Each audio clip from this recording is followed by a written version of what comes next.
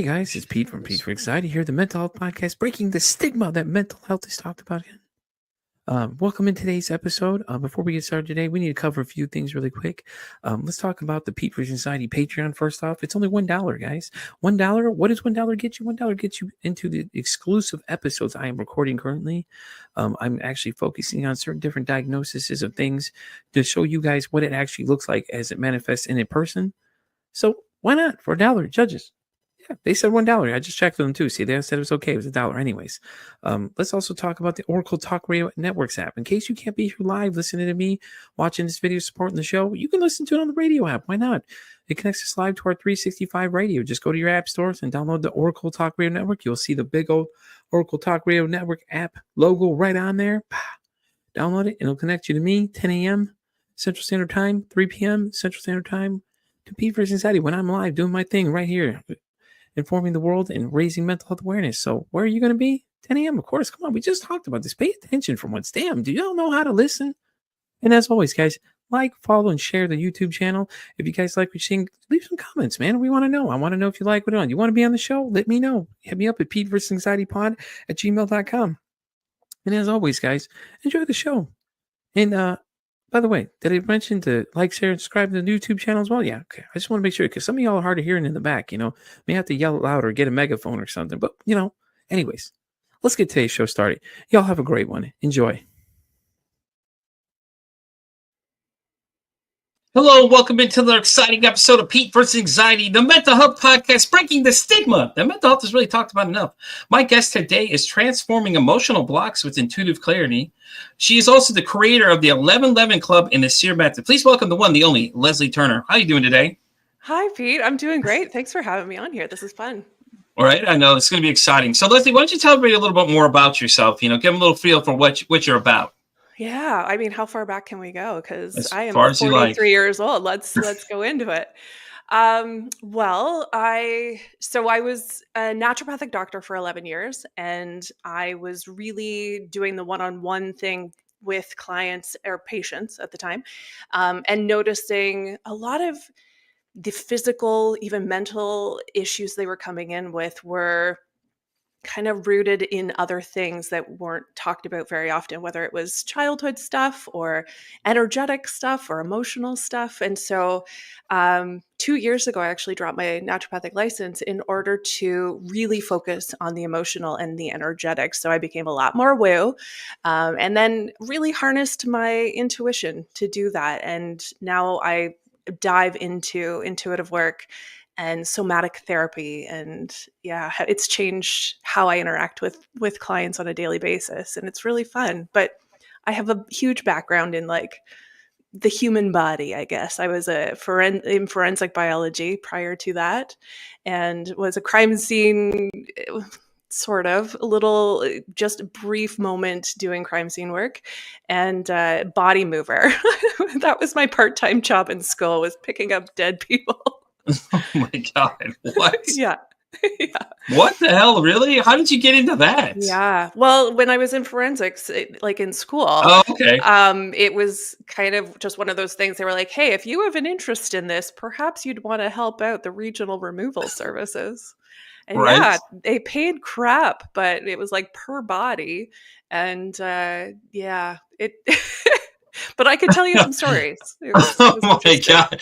I can just imagine you telling somebody that on a date sometime. Like, yeah, I used to pick up bodies before. And they're like, wait a minute, what? Yeah, nothing grosses me out anymore. Nothing. Oh, I believe it. I believe it 100%, especially crime scene, Jesus, the things you Yeah. can see in there. Turn people's hairs white. Yeah.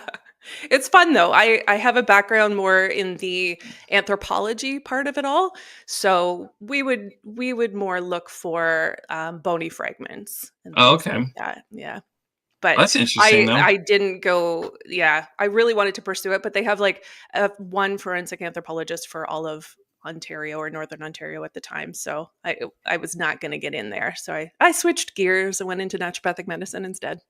Yeah, that's an interesting switch, though. I mean, Yeah.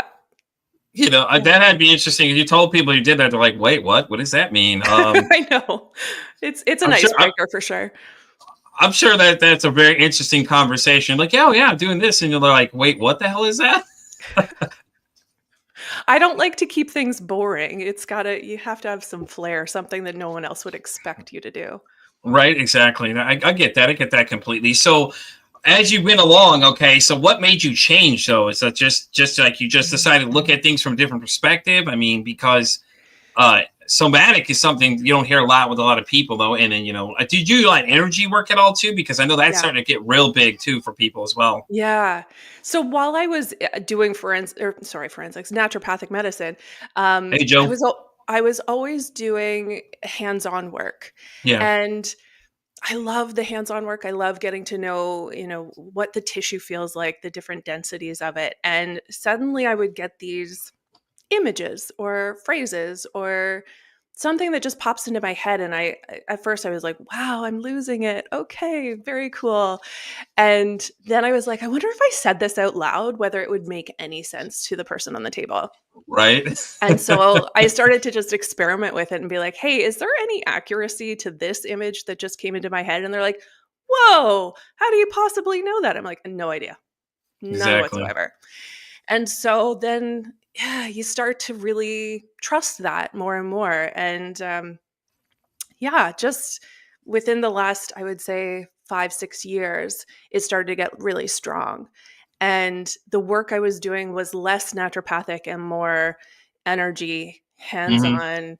on, intuitive based work. And I was like, I feel slightly restricted being in the naturopathic bubble in a sense, because that's just not what they're about, and that's fine.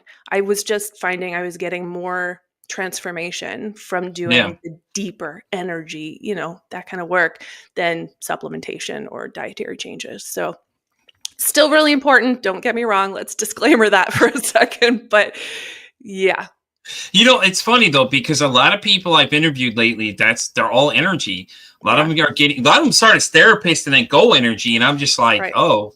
And then I found out recently in an interview I did with a woman last year named Melanie, she's an energy alchemist, that I'm sensitive to energy. And it made sense now because when I explained to her the situation was like, I had this weird feeling, like I could feel this weird thing and I couldn't explain it to somebody. If I even told somebody, it'd be crazy because I was like, I felt something was there, but it wasn't there. Like, I'd be at home alone, just hanging out, whatever. And I start feeling this weird feeling. I'm just walking the hall. It's this tingling feeling just take over. And then I just shoot off into the next room and turn the light on real quick. And then the feeling go away instantly. And I was like, what is that? That's weird because it only happens, and then every so often, like when I get close to certain people, like I can feel like, I start feeling like real bad if they're not really giving off great energy. You can feel it though, man. I just get real sick and different people I Yeah. interact with too. Like you get that feeling. Like I did the other day, I was just like completely out of it.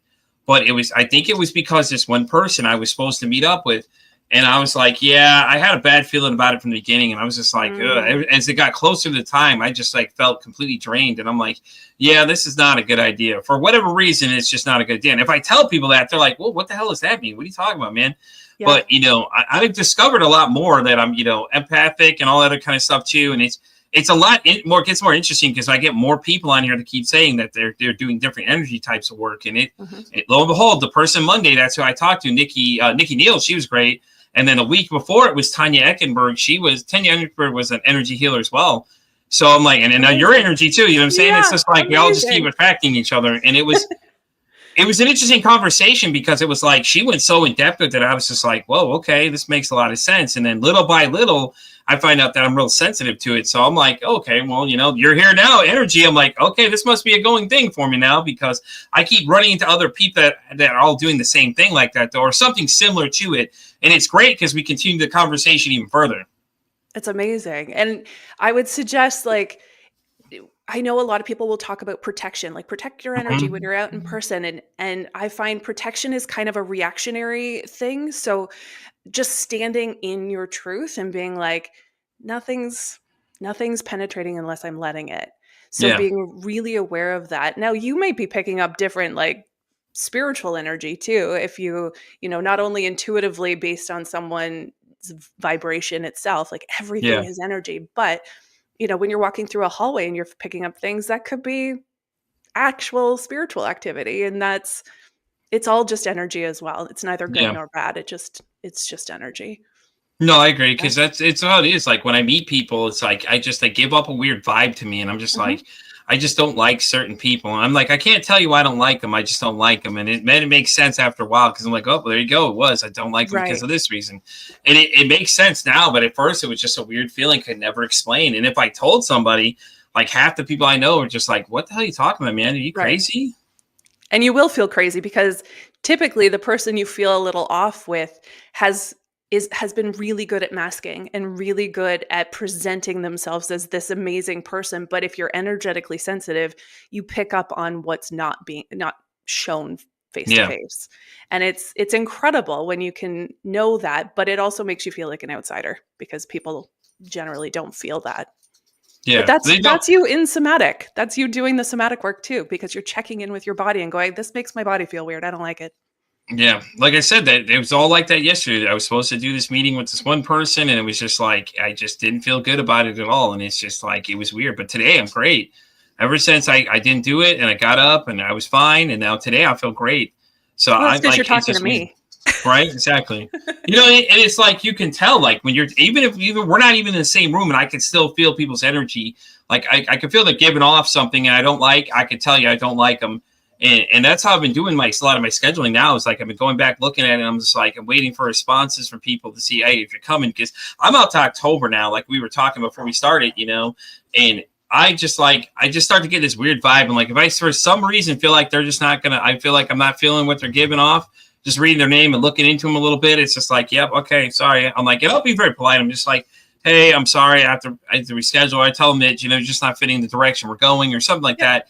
I'm just, real nice about it and everything else. And I find somebody else to pop in the slot. And that's how I found Nikki last week. It was just somebody had canceled on me. And I was like, hey, I need somebody. And then she reached out to me. And then lo and behold, dude, we had the greatest conversations ever.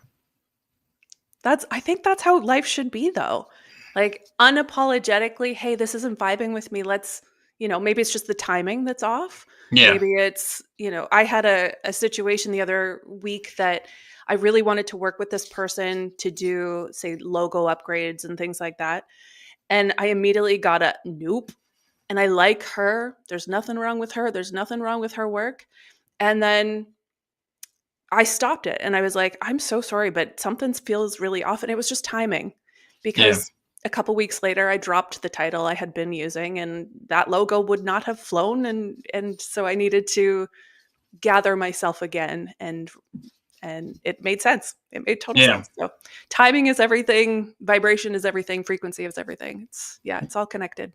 Yeah, it is. It really is. And like I said, the more I interview more people that are doing the kind of stuff that, you guys are doing, I get more information about it. And it's so interesting because when I was interviewing with somebody about 3 weeks ago, you could watch me. I stopped for 5 minutes. I stopped for like a few minutes and something's wrong. I could just feel this like real bad feeling.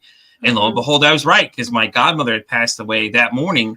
And I got the call later that day. And I was like, dude, now that's what that feeling was. It felt like this real sharp, like just negative feeling. I was just like, oh, something's not right. And then all of a sudden, later that day, I got a call because I missed the message that came in through Facebook. And it happened right about the time I was interviewing somebody and we were talking. And all of a sudden I stopped for a second and it was just like, whoa, okay, something's not right here. And then it turns out that's the case of what happened. And I was like, man, that's really weird. So I reached out to Melanie and I told her, I said, Melanie, can I ask you a question about this? And I told her what happened. She said, wow. She said, you had to be really connected to that person to feel that. Because that would make sense. I'm like, okay, well, that makes a lot of sense then because we were really close, honestly. Yeah. And oh, I love that. I love that for you. Like, I'm sorry that she passed, but I love that you have such an awareness that you wouldn't immediately brush that off and go, oh, I must be sick or something, because most people would see that and not make the connection. And yet the more you pay attention, the more you listen, the more you trust it, the louder it becomes. Yeah. No, I agree. Exactly how it worked for me. Like I thought it was crazy. Right. It is because it's a weird feeling. It's like you have to explain that to somebody and then they're looking at you like, what? What are you talking about, man? Huh? Yeah. And it's the same when you explain the energy thing. Because at first my wife is big into that stuff and she was telling me about it. And when we were dating, I didn't believe like the whole tarot cards and all this thing. I'm going to tell you, I'm a believer. she did one of them for me, and the reading was so accurate, it was scary because I was like, dude, what the hell? Because she knew how the cards worked and everything else and all that kind of stuff. And it was like, it was weird. So I was like, whoa, hold on. This is weird. She's like, there's something wrong. And I was like, dude, what the hell? Are you reading my mind? It's just so weird because it trips you out because you're just like, what? And you're just reading energy. It's once you're in that and you're kind of flowing with that, it becomes quite easy. Now, for me, I can do it in my office space, but I kind of shut it down as soon as I leave. Like I have a 5-year-old, and we have, I'm married, and we live on a couple acres, and you do your own thing. You don't really tap into it on a daily, unless you're working with clients, but it's there. It's like this really cool kind of superpower. It is. That's exactly what I call it. Everybody call it my spidey sense. I call it my spidey sense, really, honestly. That's what I call it. I tell people that all the time. I go, yeah, it's my spidey sense. And they all laugh. I'm like, but it's what it is. Think about it, because how Spider-Man's sense kicked in was like, okay, whoa, there's something not right. Doesn't seem right here right now. Something weird about this, Yeah. And I'm always really aware, too, a lot of times. My wife likes to say I'm not when I'm really not at work. I'm usually not. When I'm at work, I'm very aware because I work in a gas station and I've been robbed at gunpoint before. Oh, geez. So like I've talked to people about it, like, hey, listen, this is a real thing. You all think this is a joke. I said, but when they come through and you have to deal with the after effects of it, it's not something you're going to forget the next day, depending on how it goes down, because I've heard some crazy stories of things go on where the cops had actually shot somebody because they were like, oh, well, you had 2 seconds to let the girl go or else, and there's a lot of wild stories that come with that. But like, I'm always very aware of what's going on around me. Like, I'm always looking around the room to see what people are doing and things like that. I'm always scanning the room and stuff like that. And I'm always kind of, like I said, when someone gets too close to me, I can tell, like, I can tell if somebody has something wrong too. Like, a lot of times I can read their emotions really well too. They're like, something's bothering him. You can ask them, like, hey, listen, is something okay? And one guy, he got deep. Like, he said his friend had gotten shot in a car in an incident where he was out behind a billiards hall. They were hanging out, whatever. Him and the guy and his girlfriend were behind him in another car. He said this car cruised right past him. Said he had a weird feeling when they came past him, and then all of a sudden he heard her screaming. And then when he went over there, and this is, mind you, I don't know this guy on a deep level like this. He is telling me all this stuff here.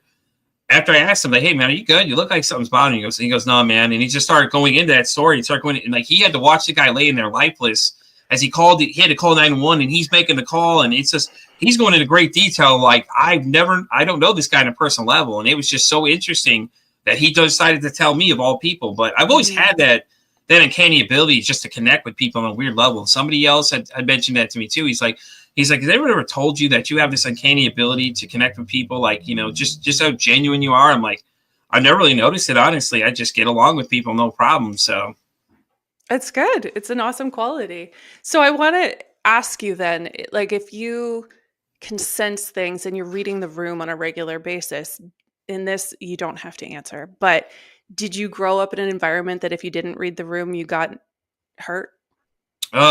No, actually, okay. So a little bit about me. My mom abandoned me when I was 10 years old. Okay. So me and her didn't have the greatest relationship. She was very abusive and things like that, and stuff like that. But ever since she just dropped me off at my dad's doorstep, we've never had a great relationship because I've just kind of been like steered away. But it only started, like I said, when I was in my teens, like closer to like when I was 18 is when I started really feeling energy and start realizing this is what I'm feeling. Like, it's weird, but I've always had that kind of weird sense my whole time.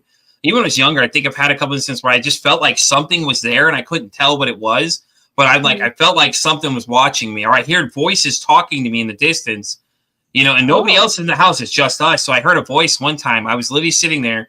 I don't remember what I was doing. I was playing a PC game or something, sitting there so focused in, and I'm home alone. There ain't nobody else in this house. I can guarantee no one's home with me. And all of a sudden I heard somebody talking to me in another room. I'm just like, huh? What? And it's like the voice was right here next to your ear. But I've never told anybody about that, though. But I thought that was weird, too. But then I started getting that weird energy kind of feeling, like that real tingling feeling when it kind of get close to you. And then like I said, I take off in another room and turn the light, and all of a sudden it stopped. And it was like, okay, that's weird. What was that? And things like that. And I never really thought anything of it at first. But like I said, when me and Melanie's conversation began, we were talking about that. And I'm like, now it makes sense because I really feel a lot of the energy. Like I said, I get this weird feeling on people. I'm like, yeah, tell them like, man, a weird vibe. I'm like, I don't like this person for some reason. I can tell you. And it, like I said, that happened yesterday. I was super, like, I just didn't feel good at all. I was really sick and I felt really drained. And it was like, I was thinking about the situation of the person I had to interview with. And I'm like, something about this doesn't feel right. Like, and I was talking to somebody else about it. And it was like, yeah, this doesn't feel right. Like, something about this has got me so drained that I literally I need to go take a nap because I just don't feel right. And I didn't feel great at all. And it was just weird. And the further away I got away from it, the better. And then the time passed for it. And then I felt a lot better afterwards. And it was just weird because it was just like, it was centered around that one person. And I was like, Okay, So stop saying that it's weird. It's not weird. It's normal for you now. Okay. Okay? So the more you normalize this and say, hey, trust it, and be like, yo, my body's telling me this is not cool. Yeah. Run with it. And just run with it. Because Definitely. the more you go, oh, that's weird, the more your body will start second guessing and being like, is this not how you want to hear this? So yeah. Yeah, you're right.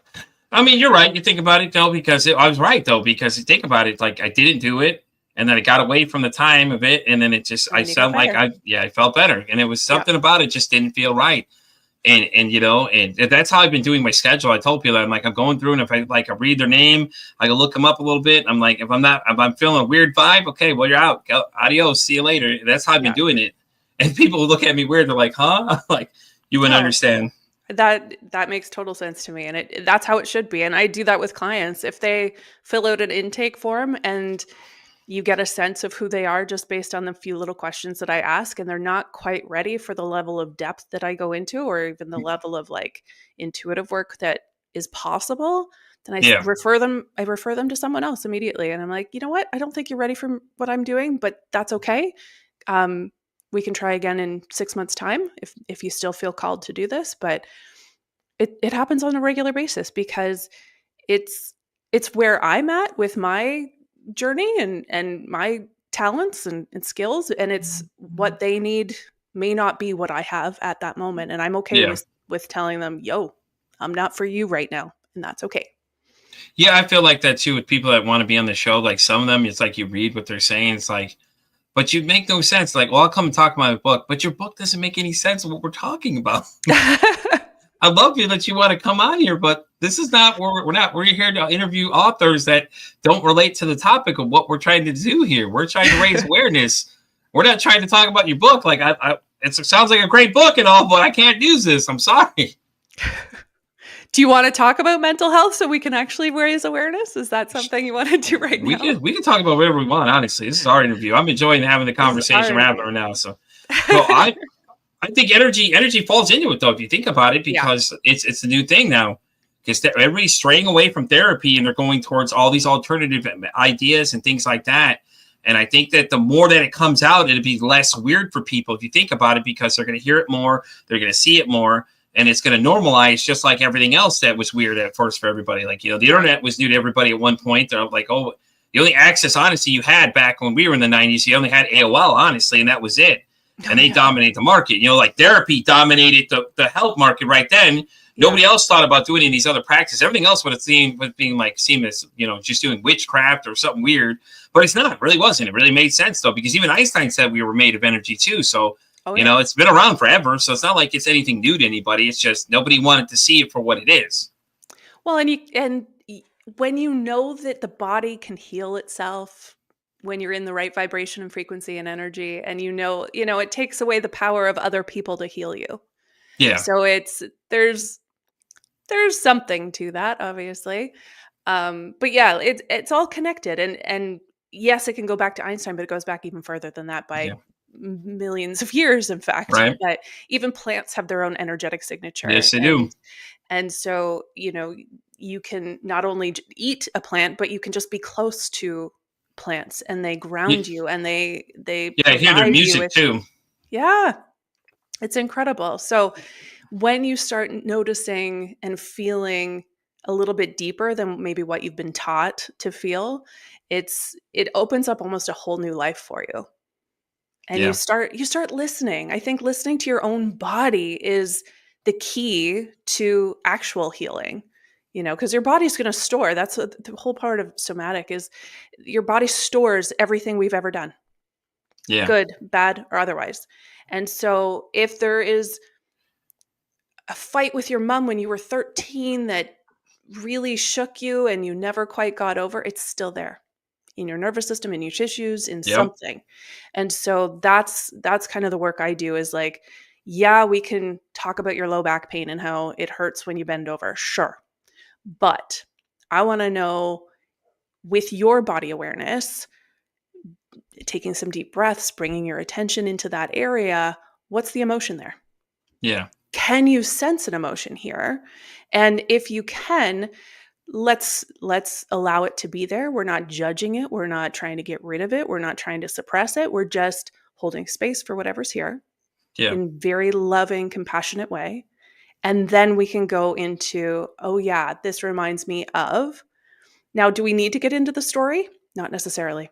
It's more powerful to just hold space for the emotion that's there, seeing what's here now, as opposed to trying to make sense of it. Yeah. And that's when it transforms. And suddenly your back pain went from an 8 out of 10 to a 2 out of 10. You're like, I didn't do a stretch at all. And I'm like, I know. Yeah. It's mystifying to a lot of people too. They don't realize that the body keeps receipts of everything that happens, man. And it's like everything builds up and everything gets stored. And it's like it remembers all those things. And I think that's a new thing to a lot of people. They're just like, what do you mean? Like, it's basically like a giant brain itself. You think about it, it's honestly keeping memory of all the stuff that you've dealt with, all the things you've gone through. And, like you said, you don't have to go into the full story. You just have to hold space for the emotion itself to be there. Yep. And it gets interesting, though, because it's like I said, it's something new to people. And then it's like all these people want proof. Well, there's your proof there. It went from 8 to 2. How do you explain that? I mean, something happened there clearly. So, And keep in mind that the story can actually distract you from actually hearing what's here.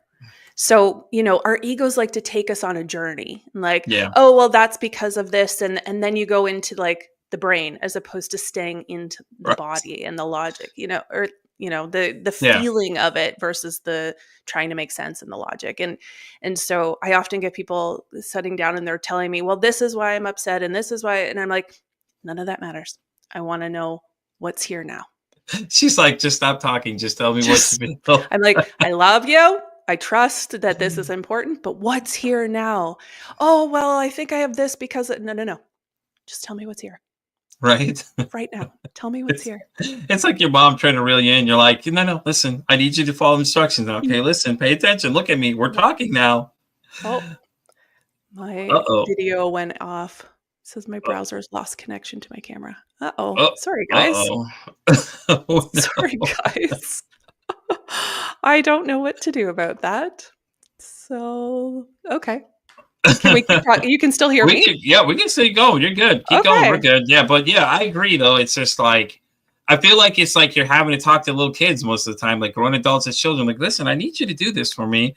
I need you to look at me and be like, okay, I understand what's going on here. I just want to hear these things. All right. But we are talking to children, because unless people are doing the inner work, they're walking around as wounded 5-year-old selves. Mm-hmm. If they're not doing the work, if they're not seeing the patterns that have shown up in their lives from a very early age and transform them, transmute them, then they are still living from those same patterns. And this shows up, like, even for me, I know this stuff and things still show up. Like when I was younger, I was the oldest of 4, and I became kind of the helper for my mom, because that's a lot of work to have 4 kids.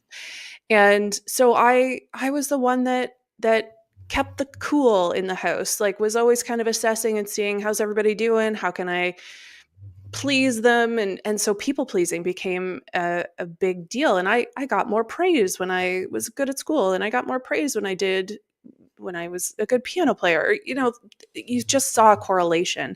So people pleasing became this like, yeah, that's how I'll survive this. And that's all it was. It was a survival skill, because I got more love. But at the time, that's how it seemed when I was good, when I wasn't causing issues. And so I learned not to maybe speak my truth or what I needed, because everybody else's needs were more important. So that was a massive pattern I had to overcome, because nobody wants to be friends authentically with a people pleaser, Right. because then they're always just going to tell you what they think you want to know, and that's not authentic. It's not. It's like you're like, "Oh, I don't feel like I actually know that person." So, I had to really love on the little girl within that felt like she had to do that in order to gain love and appreciation and be seen and heard. And now I can hold authentic conversations and relationships without being worried that they're going to hate me if I speak my mind. Yeah. Yeah, I think that's a lot of problems for a lot of people is that when you speak your mind, it gets interesting because when you start really saying what you're thinking, a lot of people aren't ready for that. And they're like, oh wait, you didn't used to say that, and now that Yeah. you're changing that, and that throw a lot of gears, throw little wrenches in the gear for people because they're basically like, whoa, hold on, wait, Leslie's not talking like she used to do. She's doing something Yeah. different. And I've seen that with my ex and I, we have communication because with our kids. I don't see the kids much because of her, but she's like that though, because now my wife has taught me how to basically communicate with people. Like she's like, hey, Okay. listen, hold up, because she's narcissist. She's a narcissist. So already, this conversation is going to get interesting quick with her. So I've learned to like go one word answers with her and just be very minimum. And it drives her insane because she's not getting me to respond to anything she does. Like she'll poke at me and say things, and she'll say some real heinous things to me, and I just don't let it affect me. And my wife's like, you just got to keep your cool. You just got to don't text back or go into texting war with her. Yeah. It's not worth it like I would used to do. And then she's like, oh wait, why is your wife texting me? I'm like, what are you talking about? She's always I'm the one texting you. What do you mean? And you're trying to explain that to her because I'm not doing the same things she used to see me doing. Right. And she used to be able to get me mad, so I'll start responding in like furious text messages. And I don't do that anymore. I take a minute, start thinking about it. I start laughing when she starts typing because I know what she's trying to do is bait me into a conversation. Sure. So I'll just kind of give those one-word short answers to her. And she'll start saying eventually, go, why is your wife texting me? Tell her stop texting me. Well, let me know when Peter wants to talk is what she'll usually say too. And I'll just laugh. I'm like, it's me, but okay. Yeah. This is me, but regulated. This Right, is me with exactly. when my nervous system feels good and I am grounded and safe and I don't have to prove myself or add fuel to the fire. Exactly. Yeah, And she's it's she's a beautiful. big manipulator as well too. She'd manipulate all the situations. She lied about a lot of things and stuff like that to everybody. So it's like I already knew all these things were going on, but she also gaslighted me. So at one point I was questioning my own sanity. Like I seriously was hearing things in the back of my head talking to me, and I was telling my brother about it, and he was like, "Whoa." He's like, you good? I'm like, no, dude, I'm going to be honest with you right now. I hear a voice in the back of my head telling me just to go in the other room and just off myself, basically. And I was just like, he's like, Jesus. whoa, because she had me so stressed. Okay. I was so stressed. I wasn't sleeping much, and things like that. And we were arguing all the time about things, and it was just like, it was so bad that I was just really losing it. Because every time I asked her a question, I knew she was up to no good. So eventually it turns out she was cheating. So I knew it. I already had the feeling. I knew it. A friend of mine is the one that really turned me on to it because I was so blind to it completely. But he was like, hey, man, think about what's going on here. And we started going through the checklist of things that I started noticing. He goes, don't you think those are kind of weird things to come across? And he was like, yeah. I'm like, yeah, but they're like, if they're real small things. So like, you don't really notice them because they're real subtle and things like that. So it gets really interesting because it's, you don't really think about it because it's just weird little habits that happen. You don't think about a lot of these little small little things, but they were the pieces to the puzzle I wasn't seeing, but he saw it. And he was like, hey man, you need to take a reality check and start thinking about what you're doing here. And it's like, he was telling me about it. And eventually I was right. Cause she'd always turn it on me and say, oh, you're crazy. You're making things up. Right. And she'd constantly say I'm crazy and stuff like that too. Which is abuse, obviously, when, it's being turned on you and more of a reflection of what's going on internally for her. There's so much turmoil. There's so much trauma, but it's hard to get, like, I will never have probably a narcissistic personality disorder sufferer come into my office because they're not going to do the inner work. No. They're not going to see their patterns or want to take responsibility for anything. And so, we have to work with the people who have to interact with them on a regular basis, because the more regulated you are, the less they can respond inappropriately to you. Mm-hmm. So that's They'll huge. try too. They'll try. I could tell you in a Oh, yeah. conversation. They'll try. She tries hard. Like she says, my kids don't want to talk to me and things like that. I'm like, oh, okay. I just say, oh, okay. And she's just like, oh, they'll tell you in person. Da, da, da, da, this and that. Okay. I just say okay to her all the time. And she's just so mad because I'm not giving her anything back. And I'm just like, okay, just, whatever you're going to do is you're going to do it anyways. You're going to say it anyways. It doesn't matter. No matter what I say to you, it's not going to change the situation, and that's what a lot of people realize when you deal with narcissists. Like, it's an uphill battle, man, depending what kind you're dealing with. She was covert, though, because she'd always, like, paint a picture that she's so great and all these other things. And I'm like, yeah, okay, whatever. Behind closed doors, she was Satan. Right. And then I found out later down the road that her one of her friends who stopped talking to her was the first sign of when I knew something was wrong. She said that she knew she was doing something she shouldn't be doing and said, listen, I want no part of this whole thing. I don't know why you're doing this, but I want no part of this whole negative thing you're doing over here. So you need to disinclude me from it. And of course, she didn't care because she didn't see that to be the problem. Did you say you have kids with her? Yes, we do. Okay. Are you working with the kids to make sure that they understand? Oh, they don't talk to me at all. They don't talk to me at all. Yeah, they Okay. don't talk to me at all. So I'm going to start doing this thing I was suggested to start writing letters to them in an email and just email them to another address and keep them for, when it eventually comes to that point, because they said that they'll probably end up just figuring out what's fact from crap. But I'm like, I have no contact with them whatsoever. I try to reach out to them, and I'm trying to. And then the person that suggested said, well, that will show that you're trying to reach out to them at least and things like that. That way, it shows that you can document the things that you're doing, like the different things you're going through, all the things you're learning as you go, and things like that. For when if they were to come back around, you could show them, look, I've been trying. I didn't know how to get a hold of you. Your mom wouldn't pass any messages, and if I gave them to her, God knows what the message would say after she got done with it. Right. Oh, I'm sorry. That's really hard. It is. It's real hard. It's but I just don't let it affect me every day anymore like I used to. It used to really affect me, but now it's like at this point I just gotta kind of ride through the storm. It's just a rough ride. I mean, it's not easy for anybody listening to this. It's not easy at all. Really isn't. Don't take it for it granted. It's hard some days. I mean, because that's what she uses to try and get me to react. But I think about what I'm going to say before I respond, because I'm like, I wanted my first inching urge is to start texting away. But I'm like, hold up. What is she doing now? Let's identify, look through what she's reading through, what she's saying. Okay, she's trying to trigger me now. And then I'll respond with just one word answers. Okay, sounds good. And, stuff like that. Just like I won't give her anything. And she'll get so mad because you're just not giving into what she's doing. So, and it's hard, but at the same time, I know it's got to be done because I can't let her win in the battle. Because if not, I'm going to drive myself crazy at that point. Oh, that's so hard. I like that you get curious. Get curious. What's actually going on here? Because that brings a level of awareness that then your ego doesn't get involved, and it doesn't feel as easy to trigger when you're like, what is this actually? Yeah. Can you say something for me, and maybe we'll shift some of the energy between that situation? Yeah. You want to talk about your SEER method? Not yet. Let's try something first. What do you want me to say? Anything? Just kind of talk about random things? No.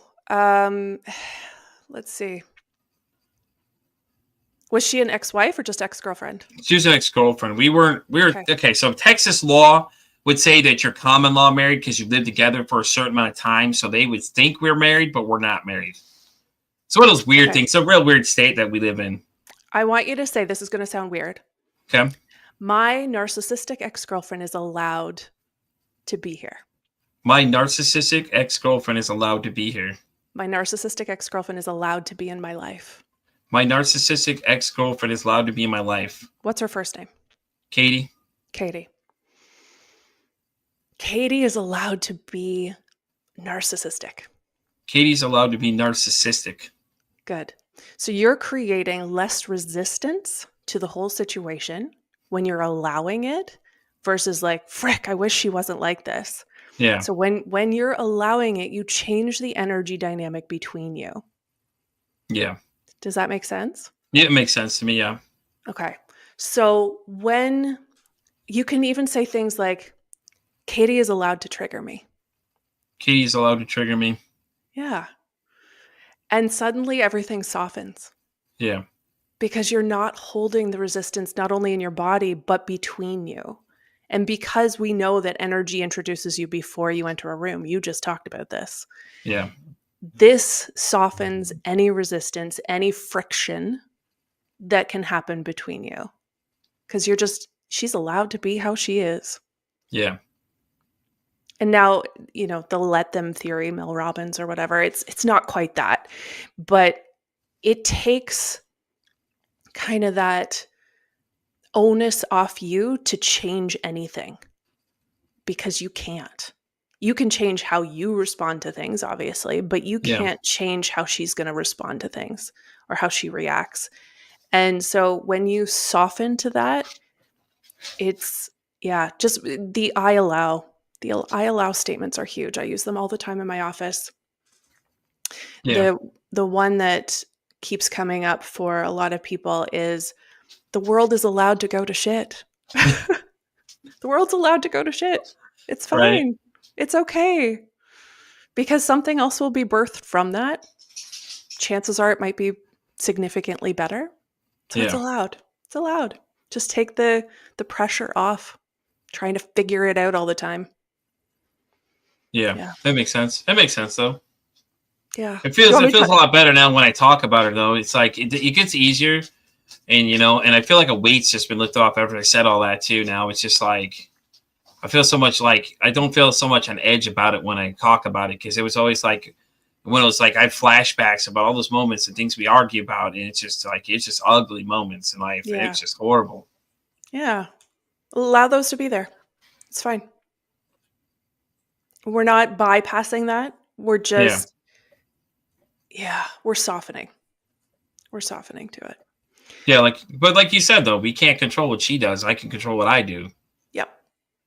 And she's in anyways, she's narcissist. So even if you were to talk to her, she's still not going to admit to anything. She's like, no, 10,000 reasons why it wasn't me. But keep in mind, because we are all energy, we can have a ripple effect out. The more you vibrate at a high level, the more impact you're creating for everyone around you, everyone that speaks to you, everyone that sees you on a podcast, everyone you're come in contact with in any form, period. Yeah. So you doing the inner work, you noticing where your vibration is right now, staying in, this isn't about like, oh, I'm all love and light. No, that's spiritual bypassing. That's crap. But you staying in an energy of, I'm okay. I can experience joy even when things are going sucky. But you doing that work, transmuting old wounds of your own that would trigger you, is what ripples out and affects everybody else. So I don't know if you've ever heard of David Hawkins' consciousness levels or scale. No, I haven't. So we have different emotions that show up on this scale. And I'm going to butcher this because it's been a while since I've actually looked at the scale. But 500 to 700 is like that love range where you are, you're just in a place of love. Is it 700 and above is like the 1,000 is enlightenment, but then you've got on the lower scale like envy and greed and all those. So the higher level you go, the higher number you are just vibrating at on a regular basis, the more influence you have. And when you hit the love, you're influencing like 70,000 people around you. This is not peanuts. This is not nothing. This is real, because everything is frequency and everything is vibration. So so you can't control these people that are triggering the hell out of you or used to trigger the hell out of you, but you can influence how the interactions go for your children and for you and for your current partner, to minimize impact. Yeah. No, I agree 100% with that too. Yeah. I do feel the ripple effect, though. I do notice a lot of people that I come in contact with over the last few months. They go on and do other things, and they always mention my name a lot of times too. And they're like, "Oh, well, my buddy Pete." Because I always do this thing where I ask people, "How's your mental health?" Because, like, think about it. If I ask you how you're doing, you can have the option to say okay. But if I say, "Hey, how's your mental health today?" You're gonna stop and go, "Wait, why is he asking me that question?" It makes you think for a minute. And, and then it leads you to a conversation. Well, I'm wondering how you're doing. You seem like a little something's bothering you. Are you okay? And it opens that conversation to people. And you don't have to know these people. Like I said, like the one person I ran into, he was telling me all that. And I've like, it's not the first time someone's told me some weird things. Like I've had people come in and tell me some of the craziest stories ever. And they're like, well, what happened? And I just told somebody, like, I don't know. He just came up to me and started telling me things. And it's just like, I don't know what it is, but I know it's something because I attract people to come tell me about these things. And then they start telling me, and then there's people I've never met too. One guy came in one time and said he unfortunately lost his son, and told me the whole situation because he's like, oh, do you really want to know how I am? I'm like, yeah, man, how you doing? What's wrong, man? You seem like something's bothering you, And like I was just being friendly to him, and he just went into this whole detail about the story, and like he doesn't know me, and it's not the first time that's happened. I've had people just tell me random things, completely come up to me, and I'm just like, okay, that's kind of interesting. So I don't know if it's something I give off that's making them do that. I'm not really sure. I think there has to be an openness, and it's almost like you're giving permission for people to be authentic. Yeah. And I don't know that that's the norm, especially in the age of social media. It's presenting the best of you, even the false best of you out to the public. And so to actually be authentic, you have to feel safe. Yeah. To be vulnerable, to be open, and maybe that's the energy you just hold. It's a space to be true.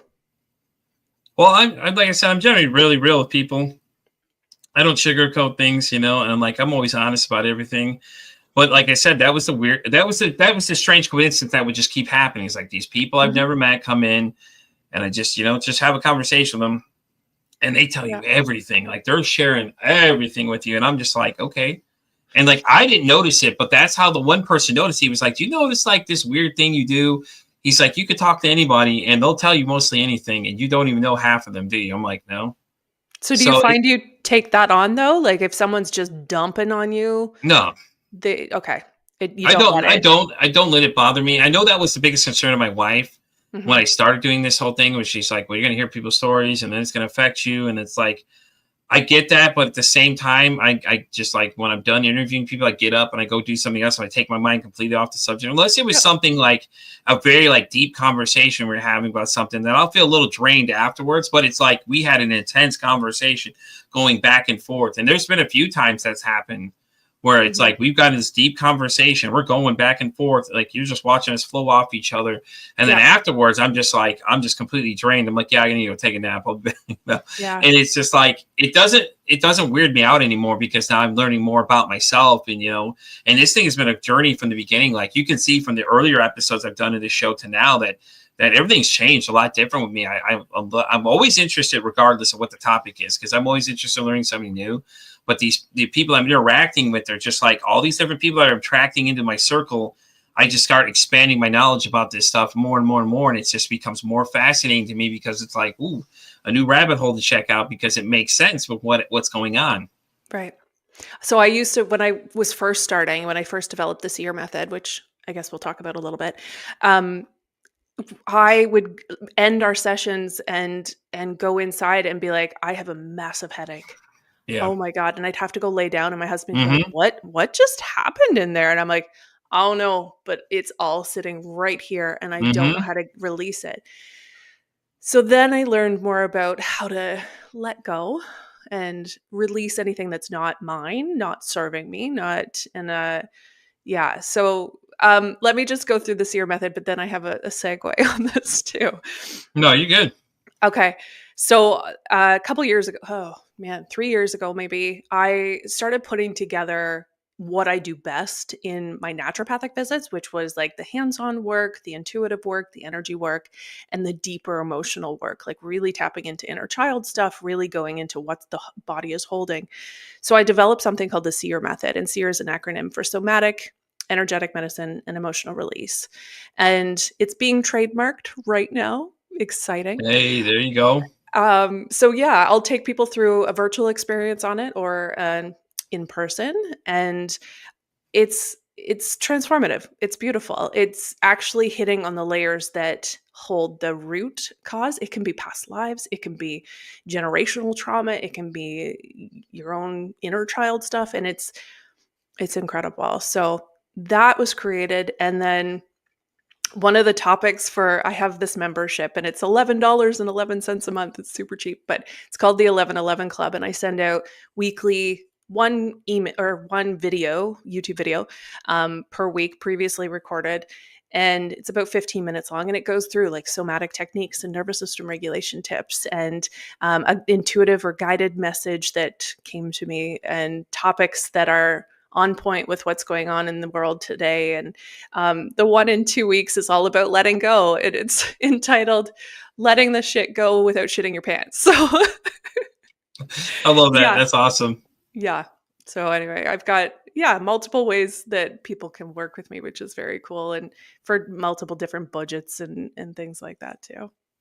Well, that's awesome, though. I mean, at least you're budgeting it, because with the way mental health care is these days, man, it's just so expensive. It's Yeah, crazy. and it shouldn't be restricted to like the privileged or the wealthy. It should be accessible, and I that's what I find. I mean, my one-on-ones are maybe a bit more expensive, but not a ton in today's day and age. But I do have like bigger containers if someone wants to deep dive. Like they're going through it, they want to deep dive, they're ready. We will set a interview with each other and just make sure we're a good fit. And then we have 4 months of like basically anytime something comes up, I'm there. Yeah. It's awesome. That's interesting, though. Anytime they text you, kind of thing. And I mean, within reason. I do, like I said, I have a 5-year-old. okay, I was gonna say now, because you said anytime. I'm like, wait a minute, hold on now. Like, no, but within like the 24-hour mark, if they Yeah. are like, and I usually say, if something has triggered you, if something is really bothering you and you're like, man, and you just want to talk it out with someone, sit with it. Sit with Yeah. it yourself without blasting it out to everybody else. Sit with it for 24 hours. If it's still bothering you, let's chat. Let's talk it through. It's probably something old that's in your body. It's just ready to be seen, ready to be released, ready to be not even released, ready just to be seen, because it's been living there for a while. Maybe you don't even know yourself without this pattern, without this trigger. And now you get to. Yeah. How cool. Yeah. That's interesting, though. I mean, it does make sense. Think about it. If you sit with it for 24 hours, if you're still mad about it, like, most of the time you're probably not. Probably like, okay, well, I'm not that mad about it anymore now. That's right. But don't just like, if you're triggered, don't just like numb it or, distract yourself until it's gone. Actually feel it. What is it bringing up for you? Oh my gosh, it's making me super anxious, or it's making me worried that people are going to think this about me, or whatever that is. Okay, that's just a pattern. That's not you. That's not you. Okay. And then if it's still an issue, let's talk it out. Yeah. Let's make sure that this doesn't perpetuate, this doesn't cause a spiral, this doesn't impact it any further than it needs to. Yeah. And listen, I wanted to touch on the headache thing, because that's what I experience too sometimes as well. After these real in-depth conversations, like, I gotta go take a nap. Just like you tell your husband, like, I gotta go take a nap. I gotta lay down. Like, I got this headache. It's just like won't go away. Yep. And it's like nothing else is causing it. And then it's just like, I gotta go take a nap. And then when I get up, I'm fine afterwards. But it's like I'm so emotionally drained, from the conversations, depending on what they are. But like the whole time I'm engaged. I'm not disengaged at any point. As soon as I hit the thing ends and I walk away from this computer, it's a whole nother ball game. I'll just feel real drained, or I'll have the headaches is what I had the other last few days, and things like that too. So I can relate to when you were saying that. I was like, yeah, I kind of feel that too. Okay. So there's different ways that you can release stuff, even if you don't feel like I'm picking it up, or you probably are, if you're not actively releasing it. So one of the best ways, fastest ways, I don't know where you're living. Where do you live right now? I'm in Texas. You're in Texas? Okay, so this will be easy for you. It's a little harder for me because I'm in Ontario, Canada, because there's snow on the ground right now. But barefoot on the earth, 2 minutes of that, you're golden. I mean, the more you can like put your bare skin, like entire body kind of thing on the earth, the better off you are. But you had said, you go and you just get busy with other things. So put something like a routine in the middle of that, whether it's you go in and wash your hands. It can be as simple as that. And you're just cleansing the energy from your body in that way. Some people will go in and have a shower immediately. Like if they're especially at work and then they come in and have a shower, they're good to go for the evening. That's a form of release. Just letting the shower cleanse the body. Deep breaths work, but I find unless you're really intentional about it, they're not as effective as doing the grounding exercises. Nature is huge. Go touch a tree. Touching a Yeah, tree see, for someone 3 else told me minutes. that same thing too. There's a friend of mine that runs a podcast called Willow Healing Matters. Mhm. She told me the same exact thing. She said, just go out there barefoot and ground yourself Yeah. and just step out in nature and all that kind of stuff, Yeah. or hug a tree, just like you said, just hug a tree. And it's like, I just laughed because it was funny when she said it, because that's like, now you're saying the same exact thing. And it's just Yeah. like, man, So okay, it's yeah. true. It's true. You don't even have to hug it. You just have to touch the bark. Yeah, yeah, yeah. And she was, Put a palm. but she Yeah. said the same thing to me too. She gives a lot of oracle readings for me. So she's like, "Oh, Yeah. do you want an oracle reading?" And I'll ask her these questions, and a lot of them are spot on. It's crazy how close they are to, exactly what I'm thinking, or an answer or something, or it'll give me a kind of an Do you idea, a want me little to picture. do you want me to pull a card for you right now? Oh, let's do it! Heck yeah, I love this stuff. See It's what so comes up? awesome. Yeah, it's Okay, so fascinating to see what comes up. what's your last name, Pete? Dalke, Dalke. Okay, one already jumped up. Oh, Okay. So the card is strengthen deserving. So there's things that are coming into your life that you know are great things, but there's a pattern within you that doesn't feel like you quite deserve it, and you do. You need to strengthen that I deserve this. I deserve the good things that are coming to me. And it kind of gets rooted in needing to perform to be worthy, and that doesn't have to be a pattern anymore. You're worthy because you're here. You're doing good work. You're speaking to people openly. You're providing space for others to talk. And that's what makes you deserving. Does that make any sense? it makes a lot of sense, because I deal with imposter syndrome a lot of Okay. times, because it's like, as fast as this thing took off, I would always just say, I'm so shocked that this thing's booked all the way out. And then somebody said, well, it's kind of like imposter syndrome. And Melissa was the one that we actually talked about that for a minute. When I was interviewing with her, she was like, yeah, it's kind of like imposter syndrome, isn't it? I'm like, yeah, as I'm like, I just say it's so surreal that, there's so many people that just want to come talk to me. And it's just like, I went from the person that was so quiet that no one ever noticed to the person that everybody wants to talk to me. And it's like, everybody wants me to talk to them. Like, every time I go into these rooms and TikTok, it's like, hey, come over and talk to me. Like, I'm burnt out for the day, guys. I'm already Yeah, set those boundaries. you know what I'm saying? I'm just burnt out, and it's just like, I do this podcast, and like, I love it though. Like, I love the conversations I get into with different people, and Good. and it gets more interesting every day I do a different one, in March I did 28 different interviews, and people are listening like 28. I'm like, yeah, I went through 28 different interviews. And it was interesting though, because you just learned so many things that are getting thrown at you, but it's like the conversations were just so engaging. It was like, it feels that need for that wanting to be seen kind of thing, and it's like, it's great. And then everybody wants my attention, and I'm like, well, y'all can't have it, unfortunately. So just make sure your intention behind doing it stays really true to you. You're not doing Definitely. it necessarily for the attention. You're doing it Oh, no. because you want awareness and lose the stigma on talking about all of this, the energy work, the mental health, the emotional health, Definitely. and that there's options out there for people that are not just cookie cutter boxed Exactly. regulated professions. There's real rooted transformation and help available. That's exactly what I'm doing too. It's like, I'm finding different people that do different things, and I'm trying to find the most unique things too, because I find it so interesting, because not only am I learning something, these guys that are watching are learning stuff, or people that are listening are learning that, hey, there's other things out there. And I've suggested a few of them to other people too. I'm like, hey, if check this out, this may be right up your alley. What do you think? And go check them out, and I'll send the interviews to people too. I'm like, hey, listen, you got to watch this. So I usually send a lot of them to Willow, which is, the girl name is Catherine. Catherine runs that one. I usually send her videos. I'm like, here, watch this and see what you think. If you like this person, let me know.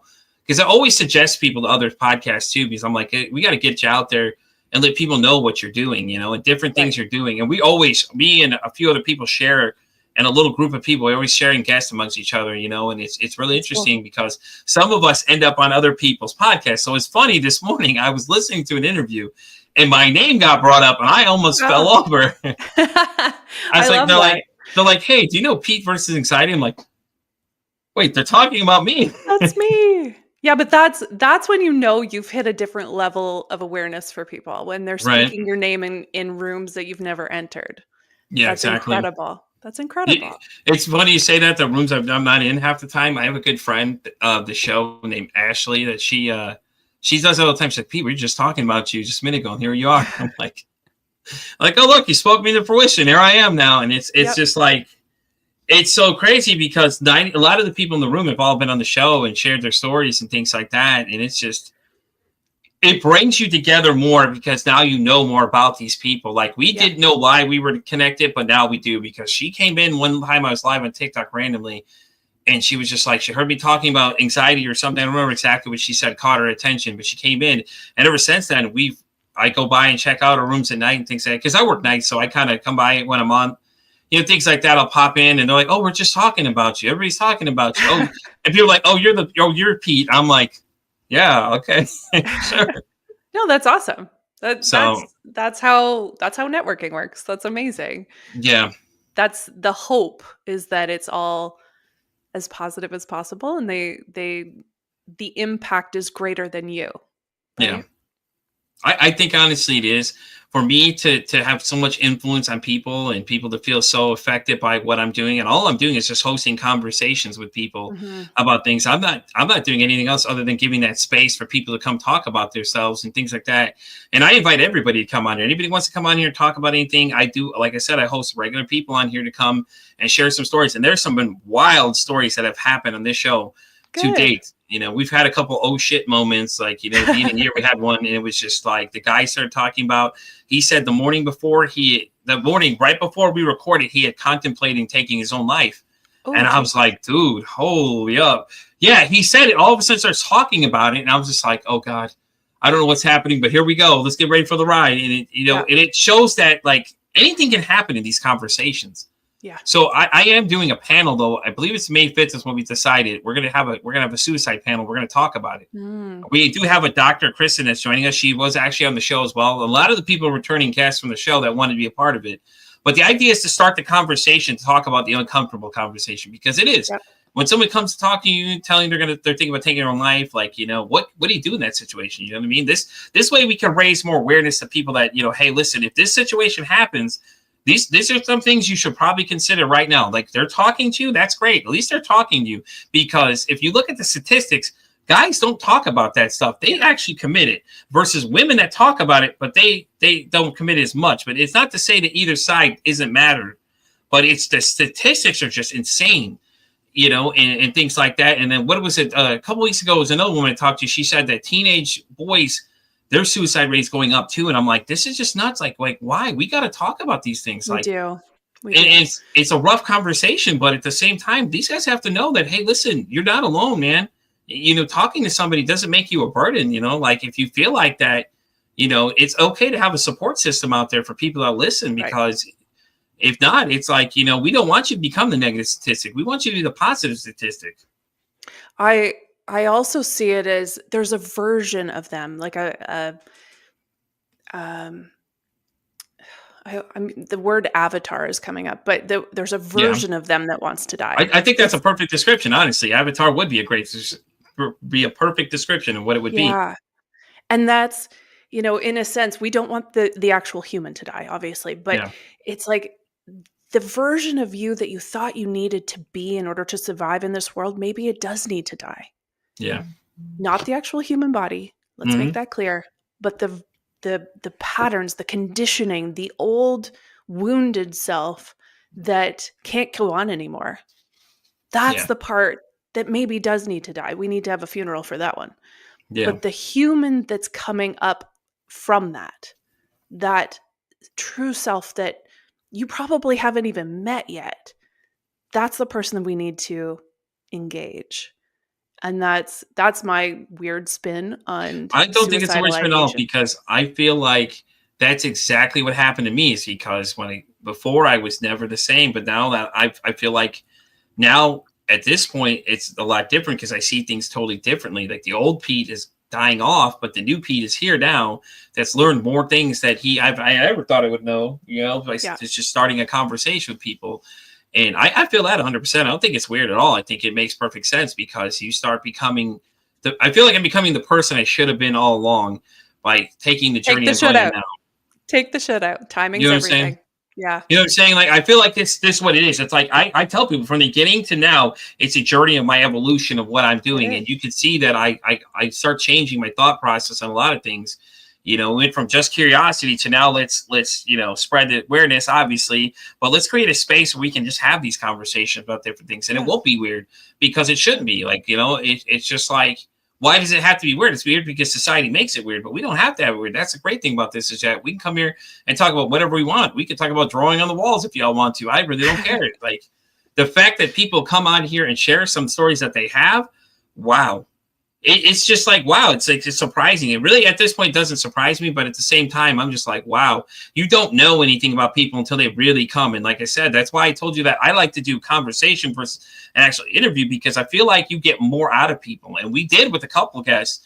We always had a couple of them actually reveal a lot of extra stuff. They were close to saying something, and then they're like, maybe not, let's dial it back a little bit. But for them to get that comfortable to say that to you, it's just great because you don't know these people. I don't know 90% of these people I've had on this show. Mm-hmm. And for them to share the things they've shared with me, it's amazing, honestly. And it's a lot of pressure on me because I'm like, I'm like, but it really isn't to me, honestly, because I'm like, I know what I'm doing. I'm ready for this, like I've got this. I've literally had to talk to one person who was worried about doing the show. And I was like, you know what, I spent some time. I answered the question. She said, thank you for taking so much time to answer the question. I'm like, that's just me. Like, a good host can lead you through this conversation. Like, if you start having a problem, you need somebody to step in, I'll jump in and give them a second to regroup and, things like that. And, stuff like that. And it's really great, because all the oh shit moments I've had, I'm like, it's just prepared me for like, hey, these conversations are going to get rough sometimes, and, and emotions are going to come out and things like that. And it's okay to be not okay though. A lot of people don't think that's all right, but it really is. We all have problems. I think that's the beauty of your live, though, because you never know what's going to come out. Oh, yes, and you're right. It's live. You can't really take it back. And that's Yep. beautiful, too, because it creates an environment of, well, so be it. Exactly. And I love that. I love the live shows too, just because even if I did, even the recordings, I don't edit them. I'm like, I leave them as raw as possible because I feel like why change something? If it happened for a reason. There's a reason it got said, and people are going to see it anyway. So I mean, at this point, why hide it? It's just we're just going to continue to mask it, or are we just going to kind of go straight into this conversation? We might as well just continue going down this road and see what happens, And it, like I said, it's unpredictable, and I love it though. It's great because you don't know what people are going to tell you. Don't you think that gives everyone listening, though, permission to just be as wild and weird and authentic as they possibly can? I do. And I really do. We need more of that in the world. We need people to be them, 100% them, without minimizing themselves or hiding themselves or masking themselves, because otherwise we're all just getting a similar version of each other. Exactly. And we need independent thought, and we need the wackadoodly shit that people, I love that. Yes. that people are actually inside that never show. We want that. I want that. I want to see that in my office. I want to see that when I'm out and about. I want to show up on podcasts like that and not feel like I have to censor myself. Oh, I don't. Yeah. There's a couple I've been on. I just don't. I'm just real genuine, honest about things. Like I share little bits about my own story, and somebody had asked me that too. He said, "When are we going to hear the real story?" So I probably am going to record my own story, but I'm going to go like deep into the details because I think there's things people need to hear that they're not going to expect that are coming from me that I've done. And things like that, and things I've gone through, and it's all things that I can't change at this point. It's already the past. And somebody else, I was in somebody's live the other day. I can't remember what his name was. It's the guy who goes the name Kelby. They all were talking about this thing. I like, it's the past. He's like, you can't change the past.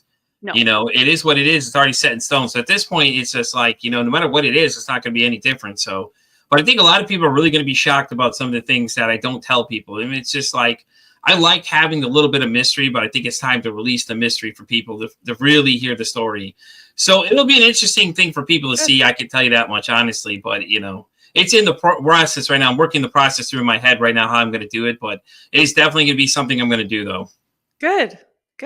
I mean, share as much as you feel safe to share. And it sounds you feel pretty good to share. It's going to piss somebody. It's already going to piss some people off, but it's okay. They'll get over it. Yeah, we can't walk through this life worrying about pissing people off. Not I anymore. know. People are getting angry over every little thing these days. So Right. you No, can't I you can't agree. if you worried so much about that, nothing would ever get posted or nothing would change, nothing would get invented. Yeah. Right. Exactly. No, I agree 100% with you. It's just like, I'm not worried about it anymore. I'm not going to let anybody hold me back. And that's the same thing I felt when I did this. Was just like, at first there was a lot of pushback. Oh, maybe you should wait. No, I have a feeling that Hmm. this is something I need to do. And I just need to go for it. I'm just going to do it. This is something I want to do for myself, and then here I am now. Like I said, when I started this show, it was a weird turn of events. It's kind of a strange turn of events, because when I posted the idea out there, a podcasting network which we're on right now, the Oracle Talk Radio Network, reached out to me. One of the founders, Tom, he reached out to me and said, "Hey, I'm starting a network." And I'm like, "Hey, I have nothing recorded, but okay, sure, why not?" So he was like, "Okay, well, would you be interested?" So I've been here since day one, and it's been great because I get so much exposure to people. There's people in like Australia that listen to this show and things like that all over the world that are listening to me just have conversations about things. And I invite other people all from all over, different walks of life and different places, and you don't never know when you hit record, like you said, you never know what the hell's going to happen next, man. And I think that's a great thing about it. It's like, you don't know. And people are like, "Oh, I'm nervous." I'm like, I'm nervous right before you are too, because I don't know what the hell y'all are going to say at this point. At this point, who knows what the next words out of your mouth are going to be, And it's like, it doesn't shock me anymore. So, Yeah. But there's an excitement to that too. It's like mhm. nervous excitement, which always means expansion. Right, That's awesome. exactly. I'm always Yeah. curious because it's like, when you get new people, it's like they start talking about these things, and I'm so fascinated. That's the one thing a lot of people say about me. They're like, "You're always so curious." I'm like, "Yeah, I am, because I'm curious. That's what I am. I want to know more." Like when you come here telling me about something I've never heard of, like, "Hey, let's go for it." Like me and Yeah. one of my guests, Betsy Holmberg, we had a conversation about negative self-talk, and it was interesting because we went for an hour and we were just going back and forth, shooting off each other. And she's breaking it down. Like, she's giving you the technical terms, and then she's breaking it down so I can understand it. And I'm responding. And, she asked me a couple interesting questions too, and things like that. But there is a question I do want to ask you that I've asked a lot of people. Okay. So I was on this podcast called Humanity 2.0. Okay. Vanessa's the woman that runs it. Fantastic host. She asked me the question, "What does humanity mean to you?" Oh. How about that one, huh? That was like, whoa, hold on. Mm. And it's an interesting response you get. And so I went to my TikTok and I posted it, and people were responding to it. And she said that the people that responded to it, that she would post theirs online and post it on their page and everything else. But it was interesting because she's like, "What does humanity mean to you?" And it's like, that's a real good question, though. Do you want me to answer what I would say Yeah, about yeah, that? go ahead. Yeah. Oh, yeah, definitely go for it. Let's see what you got. Wow. Immediately I drew a blank and I was like, I don't know, people, but humanity. When I see it through my lens, so my lens of energy, I Hmm. see humanity is actually rooted in some really old, beautiful, love-filled energy, and that we've forgotten. We've been conditioned to forget who we actually are. And I think humanity as a whole is about to rise and is about to understand things on a different level. And so I see humanity as a collective energy, a collective being, a collective, almost like a collective influence Yeah. that is about to do a big shift. Oh, I agree. Is that a That's normal good. answer or No, not? no, no. You get totally different answers, but that's the great thing about it is when you ask that question to That's an people, amazing question. Yeah. and it was great when she asked it, because I thought for a second, like, whoa, hold on, man, that's actually a really good question. Jesus. Yeah. So I went to TikTok and made a video, and I was like, listen, I got asked this question. I was like, God damn, this is a great question. Let me ask other people and see what they think. And then the answers you just got were just completely different. But it's like everybody has their own answer to that question. So Mhm. you really don't have a wrong answer to it if you think about it, because everybody has their own opinion, Yep. and things like that too. And I try to post videos like that too, like challenging people to ask certain things, and then another one I asked them was like, if you could have one last day with somebody that's currently passed away, who would you pick? And then, the answers you Mm. got there were obviously different and things like that. So I'm always trying to do thought-provoking questions for people to Yep. see what they respond, because it's always interesting to see, because you don't know what people are seeing in your videos and what people are responding. and all those kind of things. And it's interesting to get a response because everybody feels like they're going to give the wrong answer. But I'm like, really, there's no wrong answer. Right. Right. Everybody wants some feedback. Like, was that it? Was that it?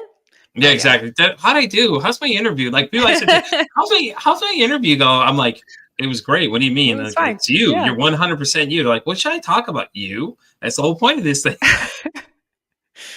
Good. But Well, I hope I've done that today for you. Oh yeah, it was for great. Everybody listening. Good. Right? You know, and it's like, it gets interesting because people ask me that too. Like, well, what should I talk about? You. The focal point is you, but Vanessa was interesting though, because she was like, well, Pete, we didn't talk about you at all. And I'm like, I know the whole point was talk about you. She literally said that to me because then she's like, well, when I get the podcast coming, I'm gonna bring you on and I want to ask you a bunch of questions. I'm like, okay, cool, you know. So my episode actually is gonna drop in May for Mental Health Awareness Month. She already told me that mine's gonna kick off the month. So I'm very excited for people to hear what the conversation was like, you know, and I've done a couple other podcasts here and there and things like that. And it's always interesting when you get to be on the other side of the mic and people asking you questions versus you having to ask them questions. So it gets interesting though. It's always fun to do. So I've been trying to do as many as I can. I do have like a few others I'm doing. Like I know one coming up is I Need a Friend is one of them. Another one is this guy named Benjamin the Dream Wizard. He's, from what I understand, he's going to analyze he's going to do something because this is like a 3-hour long interview. And then he's going to come on the show and we're going to talk about it.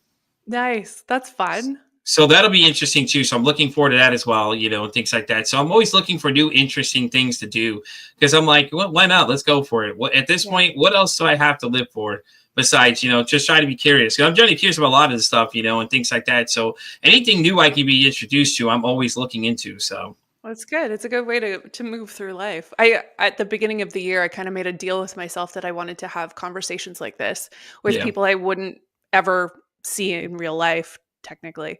And so podcast made the most sense. And I said, I want to do 8 this year. I want to, because that's way out of my comfort zone. I was, you know, a solo entrepreneur for a very long time and I just stuck to my little box.